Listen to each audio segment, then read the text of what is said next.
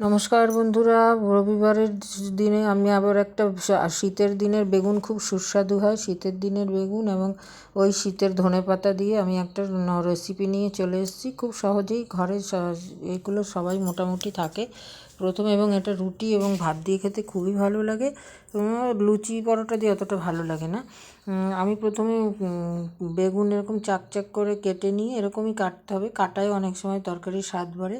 বেগুনের পেছনে গাটাকে একটু চিড়ে চিড়ে নিতে হবে, ধুয়ে পরিষ্কার করে নুন হলুদ মাখিয়ে রেখেছিলাম। এবার সর্ষের তেল দিয়ে নুন হলুদ দিয়ে আমি ভেজে নিয়ে, এবার আমি পেঁয়াজ রসুন আদা টমেটো দিলে দিতে পারেন, গ্রেট করে নিয়ে, গ্রেট করলে ভালো লাগে মুখে পড়ে। তারপর আমি বেগুন ভাজা হয়ে গেলে সেই তেলে আমি সর্ষের তেলের মধ্যে জিরে ফোড়ন দিয়ে তার মধ্যে গ্রেট করা পেঁয়াজ আদা রসুন এবং কাঁচা লঙ্কা দিয়ে দিয়েছি, দিয়ে এবং এটাকে কষতে থাকছি।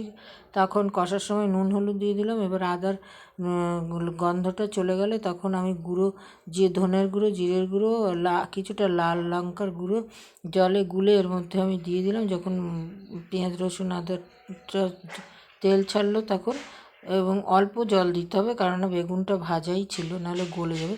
এবার জল দিয়ে, জলটা যখন ফুটতে শুরু করবে তখন আমি ওর মধ্যে ভাজা বেগুনগুলো দিয়ে দেবো, দিয়ে আমি এরকম একে শুকনো হতে দেবো। যখন এরকম তেল ছেড়ে ছেড়ে আসবে, মানে জলটা শুকিয়ে যাবে, তখন আমি এর মধ্যে ধনেপাতা গুঁড়ো দিয়ে দেবো, এবং আমি এর মধ্যে গরম মশলা গুঁড়ো, সানরাইসের গরম মশলা গুঁড়ো দিয়েছি। আপনারা যে কোনো গরম মশলা দিয়ে নামিয়ে এবং গরম গরম ভাতে পরিবেশন করে খেয়ে দেখুন, খুবই সুস্বাদু হয় শীতের দিনে এই রেসিপিটা।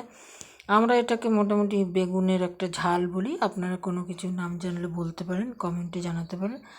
আপনারা প্লিজ বন্ধুরা আমাকে কমেন্ট করবেন, শেয়ার করবেন, সাবস্ক্রাইব করবেন, এটা আমি আশা রাখছি আপনাদের কাছে। এবং আপনারা করে খান এবং খাওয়ান, এটা একটা খুবই সুস্বাদু এবং ভালো রেসিপি। বিশেষ করে শীতের দিনের বেগুনই বেশি ভালো লাগে খেতে। করে দেখুন। আসছি তাহলে, দেখা হচ্ছে পরের ভিডিওতে।